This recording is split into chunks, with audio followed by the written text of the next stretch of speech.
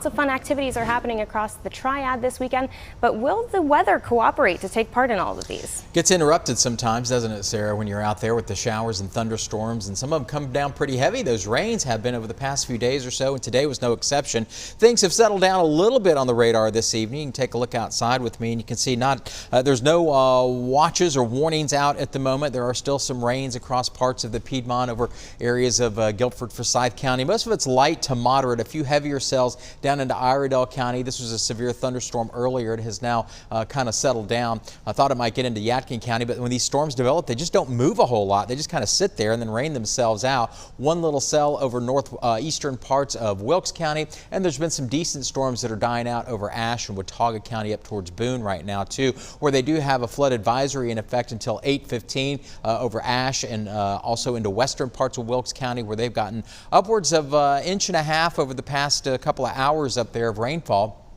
And that's provided that flood advisory to stay in effect for a little while till the creeks and streams go down just a little bit. We're in this level 1 marginal risk for thunderstorms and strong to severe ones that could occur as we go through the remainder of this evening. This was actually put out earlier this afternoon, late morning actually. And so we're in this, and I think one of the main concerns is we've seen the past couple of days is the excessive rainfall we've had. So much humidity, so much moisture in the atmosphere that's available. You get these rains to come down, and when they don't move a lot, they just sit there and they just rain themselves out, and you get some flooding issues out there. Been some high rain totals out there earlier this afternoon too, along the Guilford Alamance County line, close to 3 inches there, around 3 inches along the areas of Davidson and Randolph County line of rainfall earlier. They had a flood warning issued out there earlier. That has now gone by the wayside, back out into Davie County, and a few inches, 1 to 2 inches up around areas of Surrey and Wilkes County earlier today too. And we have a few reports of some trees down across the region, High Rock Lake, a few trees down there, and even a couple of power outages in some of those areas. Those are the only storm reports we've gotten today. Temperatures almost everywhere in the upper 70s, 80 Danville, 80 in Lexington right now. The temperatures probably won't recover a whole lot since most of the daylight's gone or the clouds have kind of come in. High temperature, we did not reach 90 officially at the airport today. That's the first time in 7 days we have not reached 90 degrees. It was 90 in Burlington, 91 in Lexington, but those rains came in. Temperatures didn't have time to get back up to those warm areas where we've seen them over the past several days in the low and mid 90s. If it wasn't for the rain, we might have done that.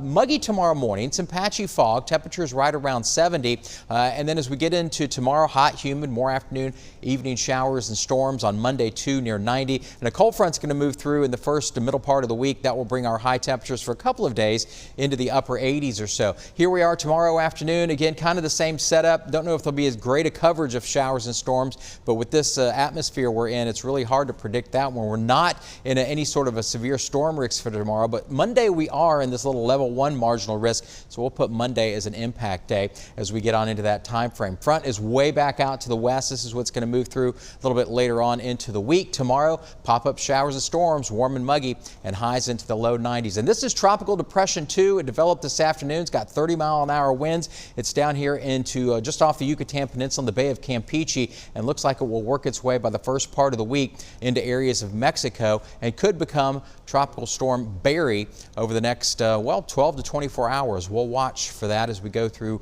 the rest of the weekend, first part of the week. Impact days for Monday and Tuesday, upper 80s on Wednesday, and then Thursday and July 4th, highs around 90, and right now looking drier.